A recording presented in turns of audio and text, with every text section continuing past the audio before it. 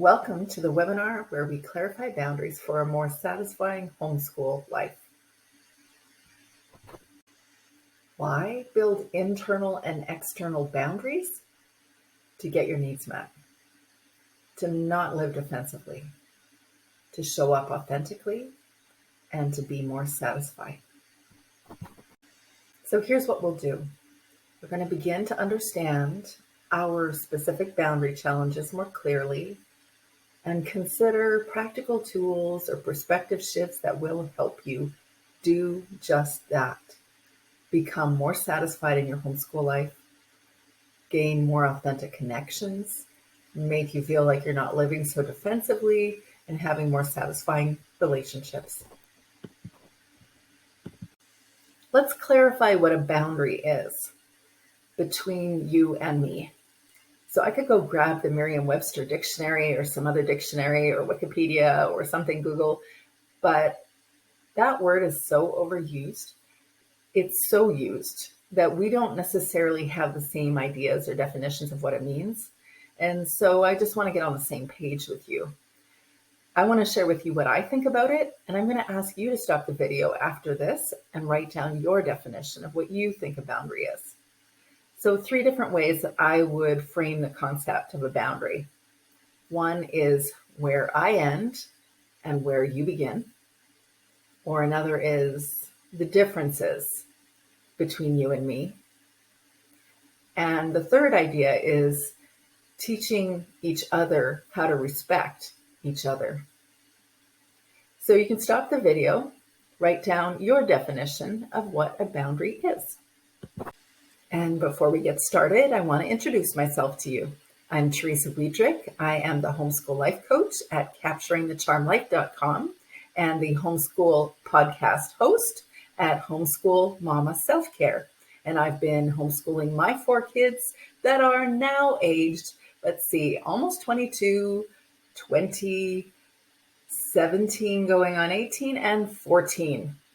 Where did the time go? The time went to a whole bunch of wonderful memories and a whole bunch of challenging memories, but it has been a really amazing, charmed life. And I'm here to help you turn your homeschool challenges into your homeschool charms. So who are the people that I typically work with? Well, homeschool parents, almost always homeschool moms. And I'm going to describe 3 homeschool moms that I've worked with, 3 with different names and slightly varied descriptions, because as a life coach, I don't want to convey private information. But there are some very common themes, as you can imagine, with homeschool parents. So here they are: Laura, Jeanette, and Nikisha. Laura is a mom of 2. She's been homeschooling from the beginning. There's been a significant gap between 2 of her kids, and she struggled with depression. She struggled with just the ordinary things of life. She loved the idea of homeschooling from the get-go, and she appreciates all the benefits to this homeschool lifestyle. She's got a little bored at times. She's got a little flustered that her kids haven't been motivated, that they've been kind of bored at times. But overall, she's more grateful to experience this homeschool life than not. But she's challenged to put boundaries into her life in that she doesn't want to always find spaces for herself because she's not accustomed to doing things for herself. She is accustomed to doing things for everyone else. Jeanette is the mom of 5 kids, and Jeanette is one of those people that is always doing things for everyone outside of her family too. And she's also feeling the need, though, to have someone come alongside her to be supportive of her, and she doesn't have that support. She feels like she actually has to explain herself in her family and in her friend or support group or her community co-op. And she feels like she has to explain her choices. She's outside in public and she has to explain herself to other people about her homeschool choice. So she's always explaining herself, always defending herself, feeling unsupported, and in her words, overwhelmed. Nikisha is a mom of 3, and she has been successful at everything she's done until this point in her homeschool journey.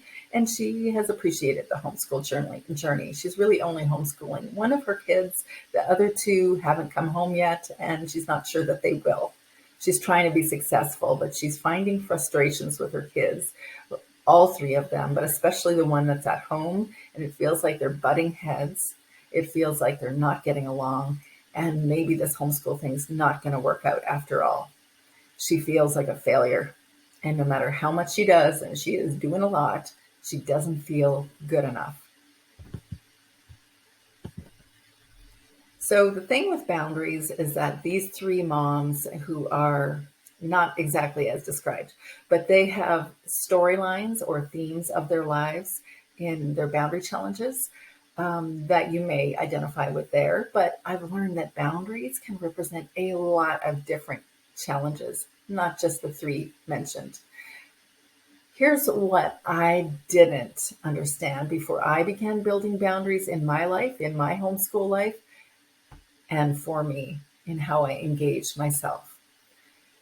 I really thought that boundary building was just about avoiding or preventing other people from trampling on me.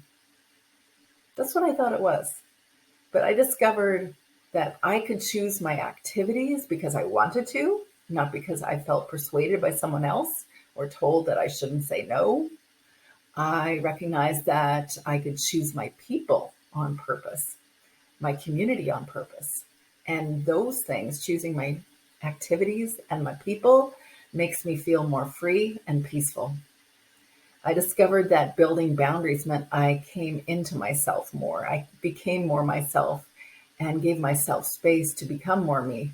Came home to me, as I said, but it's actually true. Cliche, but true. I discovered that I couldn't do everything. I still am challenged by this one. I can't do everything. I am the queen of unrealistic expectations. If you think you are the queen of unrealistic expectations, I would love to hear your sample life in the comment section down below. I learned that I could be at peace with doing a whole lot less, but doing what I did do a whole lot better. I was more present with my life, with my kids.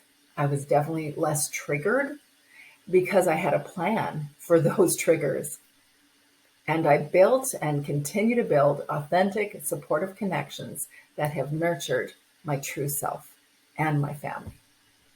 So grab your journal and a pen and record the things that you would love to see if you were to build boundaries in your homeschool, your relationships, and your life.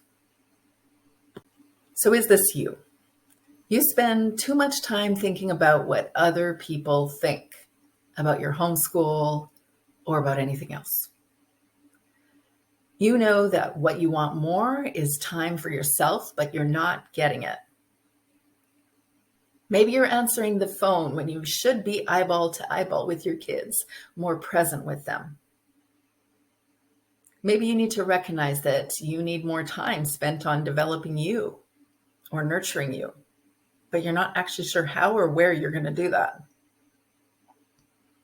You think you should spend more time doing extracurriculars because people are always asking you to participate. And even though you might want a quiet day at home, you might want to do something else, you can't resist saying yes. Maybe you give your time away in meaningful things, but not the most important things. Maybe you're fielding unsupportive questions about your homeschool choice and feel you're on the defense often.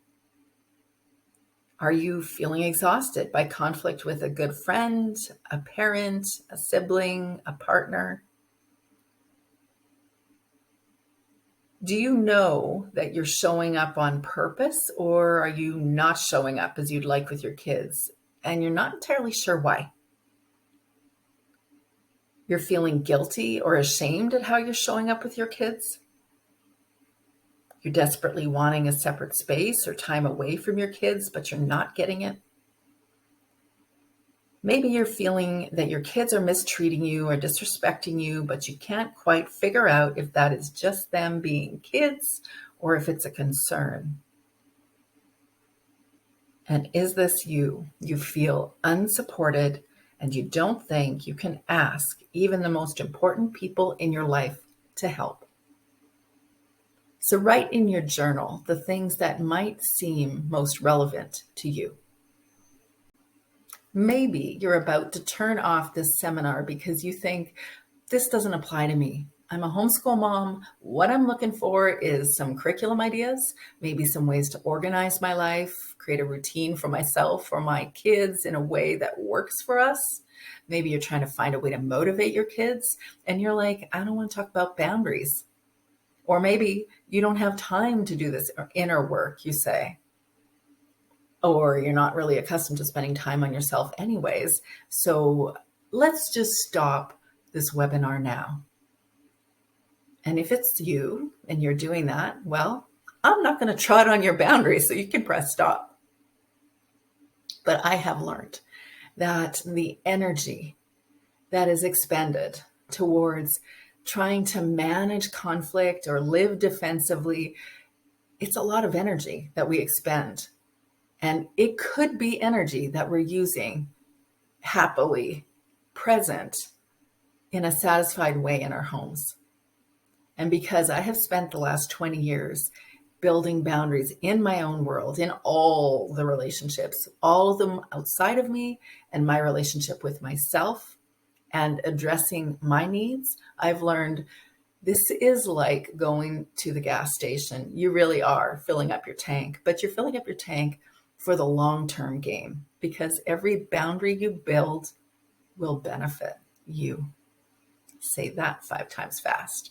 Every boundary you build will benefit you. Twice is enough.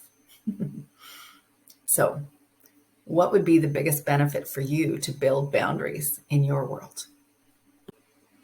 But just imagine if this could be your experience. You were happily doing your homeschool thing and you didn't repeatedly feel triggered by what other people thought about your homeschool. You had enough time for yourself. You had a plan to address your boundary challenges with your kids. You knew you were outside that homeschool mama role occasionally, and you were nurturing yourself beyond the homeschool mama role. You were intentional about your homeschool activities, and you didn't do them because everybody around you was doing them. Same thing goes with the philosophy you choose and the curriculum you choose or the routines you choose. You're doing it because it works for you and for your kids. Imagine if you felt supported in authentic community. You were fully present and had pleasant energy in your homeschool most days. Can't have that all days. You knew for sure you were showing up on purpose with your kids. And you didn't feel guilty or ashamed at how you were showing up. And you didn't feel that your kids were mistreating you or disrespecting you. You had clarity on how to address that challenge. Imagine. Get your journal out and write down the things that you would love to see in your homeschool life. I'm going to share with you 9 common mistakes that homeschool moms make. Usually when we're talking boundaries, this is the part of the seminar you're likely to think about, how other people are overstepping your boundaries, your relationship with others. So sometimes there's a story around that. Sometimes your experience of someone has been in a certain way, not very helpful or supportive or kind, and that's been maybe for 10 years, maybe it's been a lifetime, maybe it's just a new relationship that you have and you're having challenges with that person because they're overstepping their boundaries. Before I get started and share stories from other people's worlds, I would like if you would pause the recording and write in your journal the specific scenario you're thinking about right now. Okay, great. If you have some scenario in your mind, you've got it written down on the paper, then I'll share with you a few scenarios that I've heard.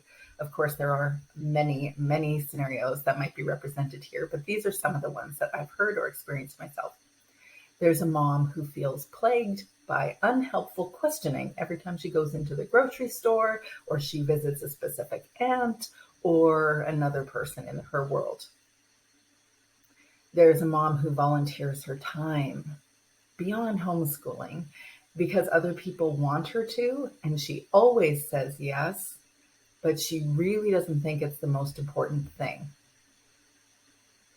There's a mom who has a shaky relationship with her partner, something that almost never gets discussed in the homeschool realm. And there are boundary issues in there. There's a mom who wonders if she's being mistreated by her kids, but isn't sure if that is her kiddo being a kid and having to mature, or if it's a real issue. Those are just a few of the possibilities. So let's grab your discussion point, your thing, your scenario that you're challenged by, and then I'm going to ask you to consider how you can approach it with the next 3 common mistakes that homeschool moms make in their homeschools. Okay, assumption number 1 is a big one. You assume that serving your family, serving your kids, is your raison d'être. And I say French, use French because we are Canadian, but raison d'être, and your reason for being. Your reason for being is that you are serving your family. See why it's tricky? Because obviously it's true. We are serving our family. That's why we're here. But also, you can't give everything and not give yourself what you need. But we moms are really good at that, especially homeschool moms. You're not God, and there is no such thing as supermom. There's a reason Marvel hasn't created Supermom. I think there'd be a lot of backlash if they did. You simply can't be everything for everyone. You are not equipped for that.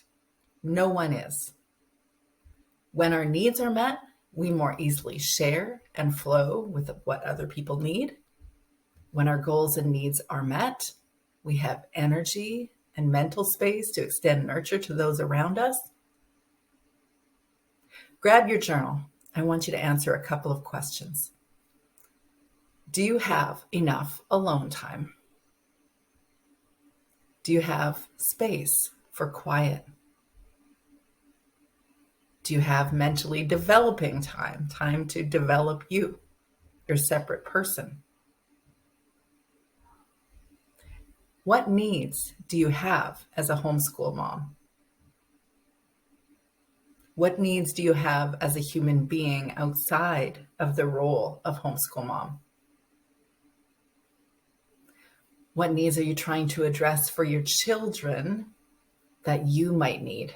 Because sometimes we do that. We project onto our kids the things we think they need because we would have needed them, and we are giving them to ourselves, not really necessarily to our kids. They may or may not need them. And if you could have an ideal homeschool, what needs would you address for yourself? Now, of all the needs you wrote about, which need is most pressing for you to address right now? You are a human being that has needs too. Mistake number 2 is a very common one. You don't have a plan to address boundary breaking or boundary breaking situations. Rather, you just react. You get to decide how you're going to engage other people. However you came into the world, you defaulted to reacting in a certain way. You might go passive aggressive, you might go quiet or silent even, withdraw, you might get angry, all sorts of possibilities there. And you probably know what your default system is. I certainly know mine. And so it turns out that might be our default, but it doesn't mean that we have to practice and continue practicing in that way when boundary breaking scenarios happen. We get to choose how we engage. If you really want to get clarity on how you can address your boundary challenges, keep a journal over the course of a week. Write down whenever a scenario comes up that feels like a boundary is broken or there's a boundary challenge. Record what the scenario was, who was involved, as much of the dialogue as you can remember or the interactions that were happening. Just this self-awareness strategy alone will help get you clearer on how you're playing your part in that scenario and also get a little clearer on what the other person's doing or how they're engaging. You could ask a few of these questions to help clarify where your relationship is at. These 5 thoughts. When you share from your heart authentically, do you feel that that person hears you? Are you able to share vulnerably? And do you even want to with this person? When you have conflict, is it respectful? Do you engage respectfully with the other person as well? How do you even define respectful conflict? You get to decide how you are going to show up in that relationship. It's a choice and it's a practice. And sometimes in the beginning, it's a really challenging practice, but you get to decide how to respond, not react. Mistake number 3 is that you're trying to be a perfect parent. And girlfriend, been there, done that. There is a reason my website is called Capturing the Charmed Life. Once upon a time, I read a whole bunch of parenting books long before I was even married, because I knew, given the childhood that I had, that I did not have the tools to go into family life. And I was definitely right. But the one message that I was given repeatedly through those parenting books, the oodles of parenting books that I read, was that there was one right way to parent. And if you put in the right stuff, you'll get out the right stuff. You'll have a product, a perfect product in your child. And 2 problems with that. 1, they're independent agents. You're not capable of making them into something. That took me years to understand right there, that me putting in a certain amount of information or character development or prayers or fasting or whatever, any attempt at me trying to make someone something wasn't going to happen, because I created a construct and did the right thing all the time. Also, when we assume that role of being a parent and doing the right thing all the time, it assumes that you're perfect, that you don't have anything to learn. You have no space, no place in your life to grow. And I know that's not true, because you're human. So we all have things to learn and to grow into. And for reasons I don't know, somebody has been placed in our world. Those people, those children, in whatever form or fashion they came into your family, they have been placed in your family for you to parent, or to mother, or to father, or whatever word you want to choose. So you are going to parent them. You're going to learn from them. They're going to learn from you. And you're going to grow together. And perfect will never be a thing. Not them and not you. So mistake number 3 is trying to be a perfect parent. It's not going to happen. Whew. You heard it from me and every other veteran parent out there. It isn't going to happen. That's not your goal. Your goal is growth for you and for your child. Let me tell you a story one morning in my homeschool in the early years. We're sitting around the homeschool table.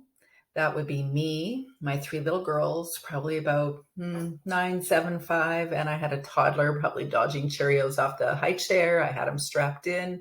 He has Cheerios, he has other activities, and I'm going back and forth between my girls, teaching them maybe a Matthew C. lesson.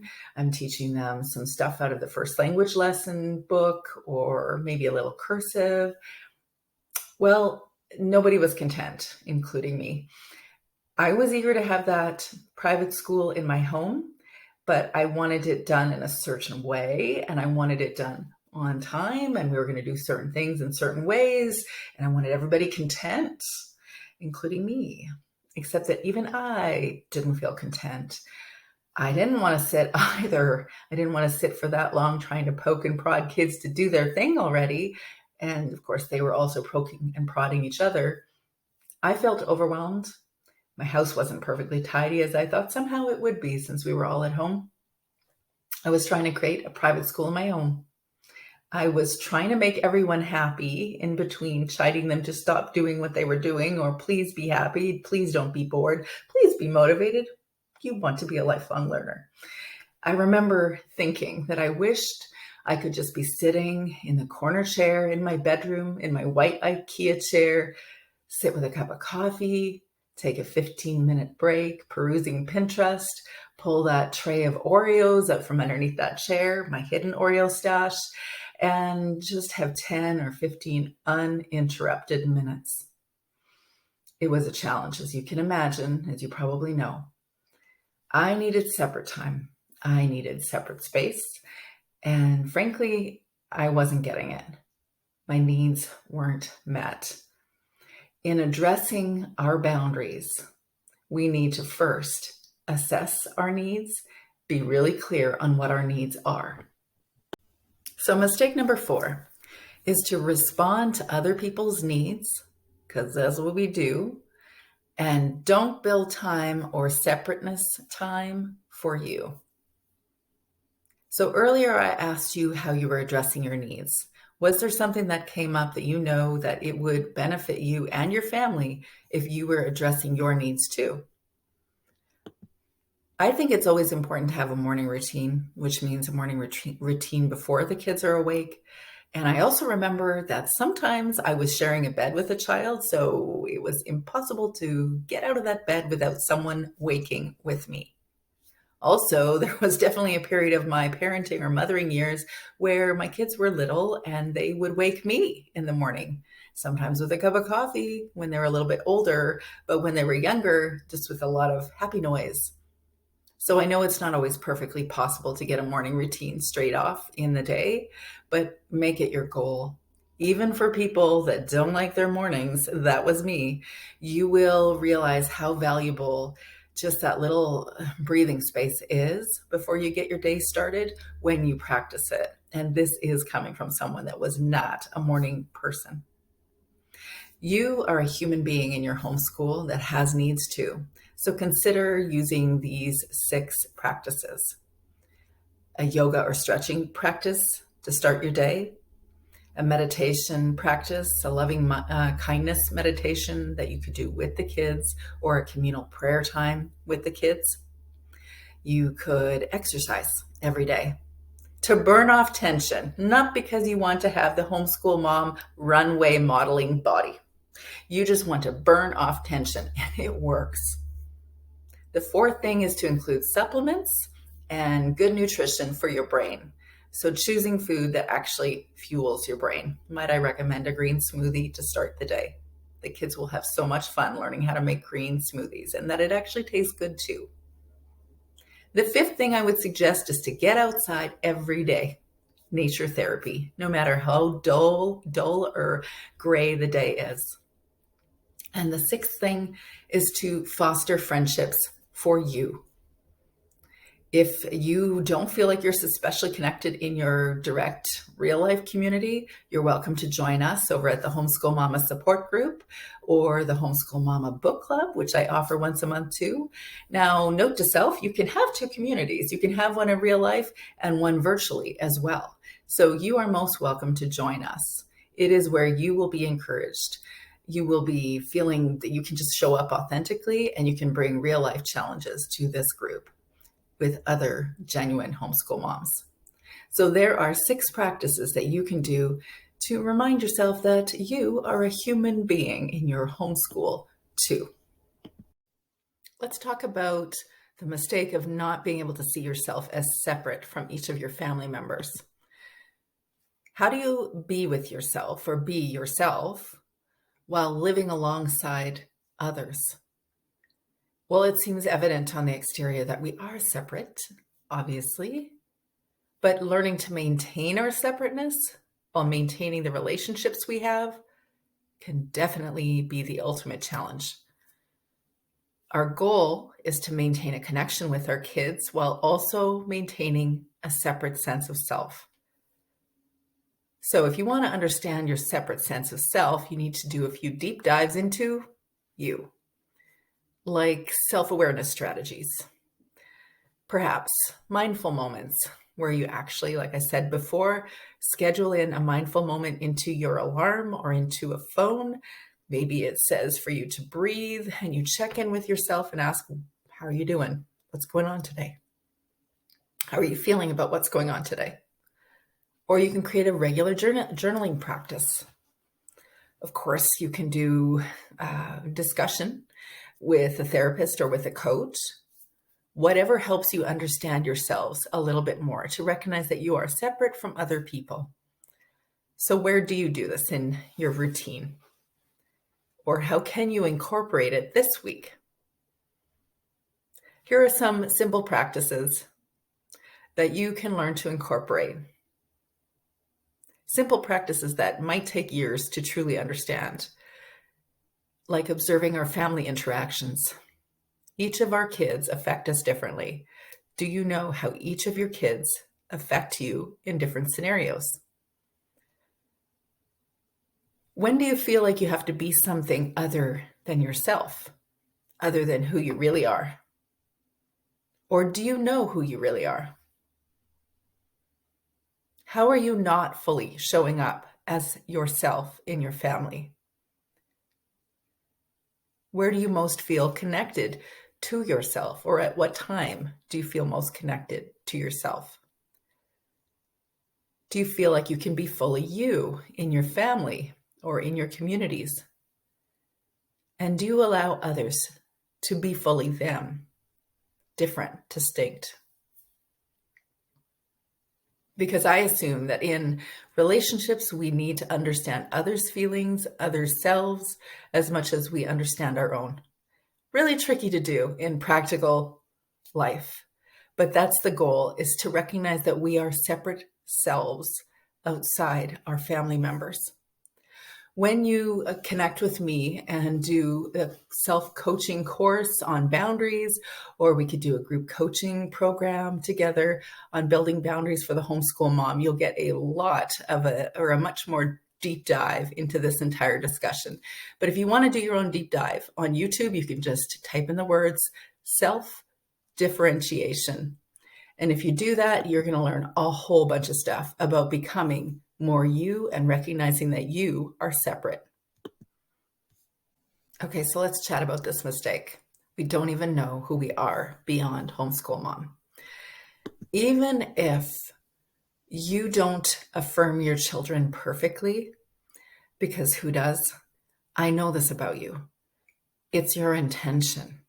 Your intention is to affirm your kids in who they are, what they're meant to do, what they're meant to be in this world. Well, it turns out we need to do that for ourselves too. We need to encourage ourselves to be us. You are a whole lot more different than I am. Your kids are different than my kids. There's nobody on the planet the same as you or your kids. You have to be who you are and do the things you were meant to do. And I need to do the same for myself. And each person on the earth would be benefited by being who they were meant to be. Ralph Waldo Emerson says to be yourself in a world that is constantly trying to make you something else is the greatest accomplishment. But you know what? I think very commonly we are so attending to other people's needs, and we're attending to a lot of needs in our homeschool homes, that we really are not aware most days about who we are anyways. Who are you outside of your homeschooled kids? Who are you anyway? Well, if you want to get to know yourself, I encourage you to maintain an alone time, separate time, quiet time. None at the grocery store. The grocery store does not count, although it sometimes feels like it's a lifeline when our kids are really little, and that is our only place to hang out alone. If you don't have kids with you, create time alone. Create time alone to explore the things that might be you, the things that you're interested in, just for the sake of you developing you. Maintain an all about you thing throughout your entire mothering journey, because you cannot know who you are if you do not spend time with yourself. So spend time with you. How we relate to ourselves is how we relate to others. How we relate to others is how we relate to ourselves. Just that simple.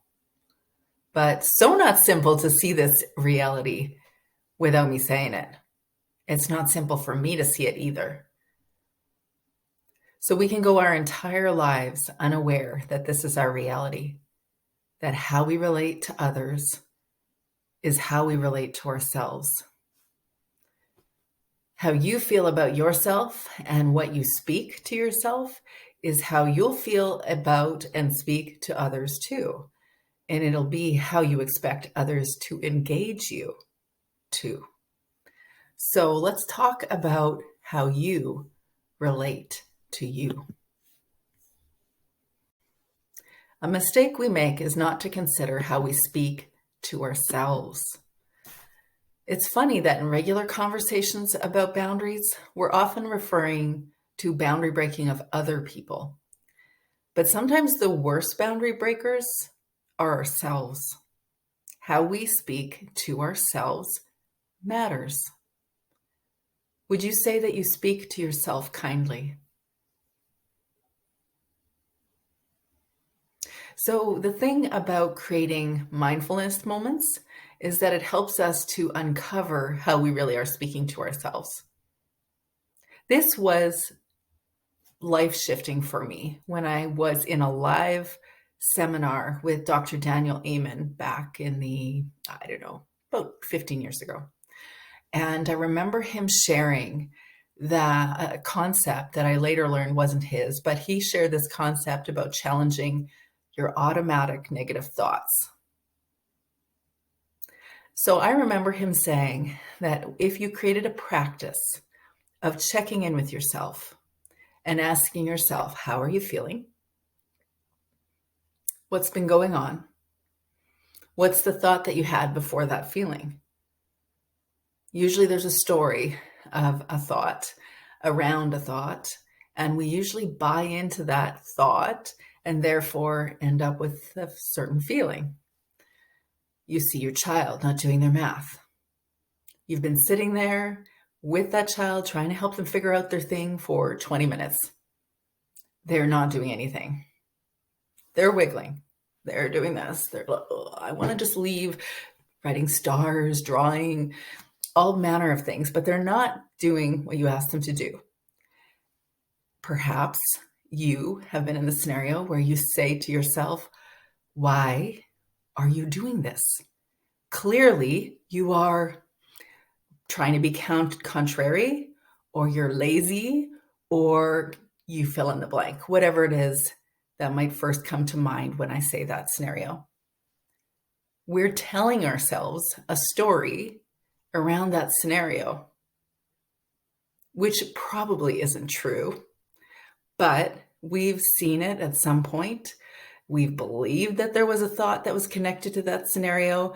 We feel that this is the thing that's going on. If we create mindful moments in the day to check in with ourselves and ask ourselves, how are we feeling? What's been going on? What's our thought? What's the story behind that thought? We can begin to learn that we are telling ourselves all manners of unkindnesses, or all manner of unkindnesses, and question what our thoughts are. So I ask you, are you kind to yourself? Are you speaking truth to yourself? Would you speak like you're speaking to your friend? How can you change how you're speaking to yourself? 2 resources that I offer on my website you can find in the search bar is the Thought Care Checklist that includes all these questions. And also, very famously, or one of the most downloaded resources that I offer is the Daily Homeschool Mama Affirmations. Speaking truths to ourselves, speaking kindnesses to ourselves. You can access both of those on my website. A common mistake I see with everyone, including myself, has been to assume that our validation comes from others. If we don't give ourselves validation for our homeschool choice, or how we're homeschooling our kids, or the curriculum choices we make, or the extracurricular activities we choose or don't choose, or you fill in the blank, whatever comes to mind when I start speaking about these things. If you are not choosing it for yourself, deciding that you want to do it because you want to do it, then you will always be looking to everyone else to give you the stamp of approval. And what will you do when they don't? Probably you'll feel frustrated, anxious, worried, consumed, all sorts of feelings that are interfering with the choices that you're making. Be clear on the reason that you're doing what you're doing. Reevaluate on occasion. Take a listen to your child and ask if it's working for them. Take a listen and ask if it's working for you. Don't take a listen and ask if it's working for everyone except for those people. Another mistake we can make is to not practice self-awareness. Of course, we have a lot of things to do. So adding yet another self-care strategy like sitting down with our own emotions or checking in with ourselves during the day feels like it is a lot of work. Well, not really, but in the beginning, when you practice anything new, it feels like it takes up time. The thing with self-care strategies like mindfulness or meditation or prayer or journaling or chatting with someone to clarify what you think, all of those things actually help you be clear where your energy is going. So you're not preoccupied with things that you don't really want to invest time in. How do you address self-criticism or self-judgment or that feeling of not good enough or guilt or perfectionism? I think you can do something about those experiences. You don't just have to sit in them and experience them because you are familiar with them. I think you can build in practices to learn more about those experiences. Self-awareness strategies like what we're speaking to here.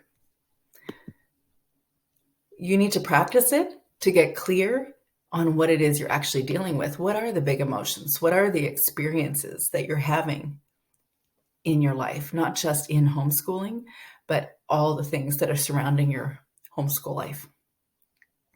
When you get clearer on those things, you spend more time with them, then you begin to clarify why you're being triggered in a certain direction. If you're chatting about it with me or someone like me or a friend that is able to do a lot of reflective listening, you'll get clearer on what the patterns are, your patterns, or what your thoughts are and why they're there. You could, of course, not address it at all. You could do the opposite. Just beat yourself up. Make yourself feel bad. Remind yourself how horrible your parenting really is and you're homeschooling mediocre at best. Or at the very least, just remember that you are just a wee bit incompetent or incapable. Or you could learn about the person, that person in your head saying all those things to you, and say to that person, thanks, no thanks. I have got to learn a new way to speak to myself and engage all the internal things, the challenges that I have inside of myself. You can do that by step 1, creating self-awareness strategies. So where would you like to go from here? You can figure this out alone, slowly simmering away like I have. You can grapple with it alongside confusion and at times turmoil.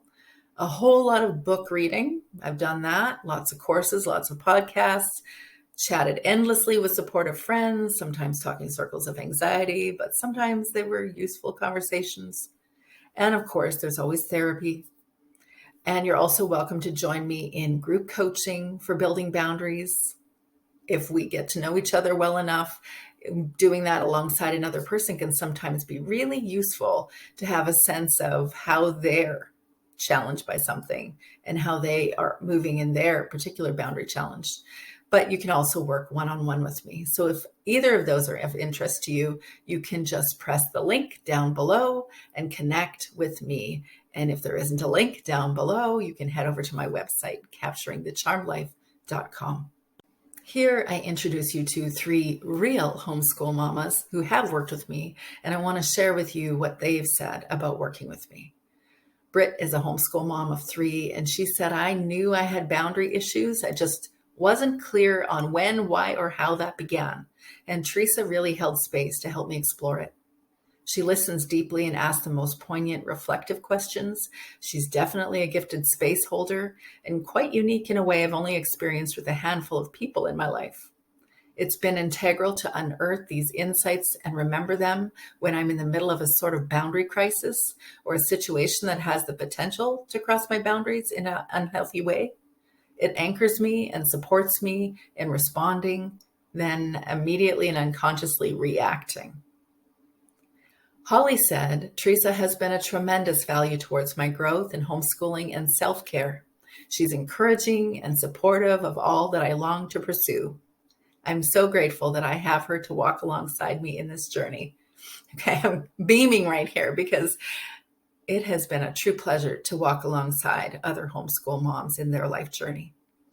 And Carla said, Teresa is the real deal, an experienced homeschool mom who's been there, done that, and can help others get out of overwhelm. Her ability to hold space for silence and difficult feelings makes her no small talk approach so effective. I trust her. Her retreat, resources, and Ask Me Anything meetings have served me tremendously. I'm so glad she's in my corner. And if you are still in this webinar and interested in participating in a community like that or looking for coaching, definitely connect with me. And thanks for joining me today. It has been such a pleasure to connect with you. I would love it if you could reach out to me, whether that is through my podcast, Homeschool Mama Self-Care. I'm on Instagram at Homeschool Mama Self-Care, Facebook, same name, and my website, which I named long before I ever considered writing a book or doing a podcast or being a life coach. It is Capturing the Charmed Life.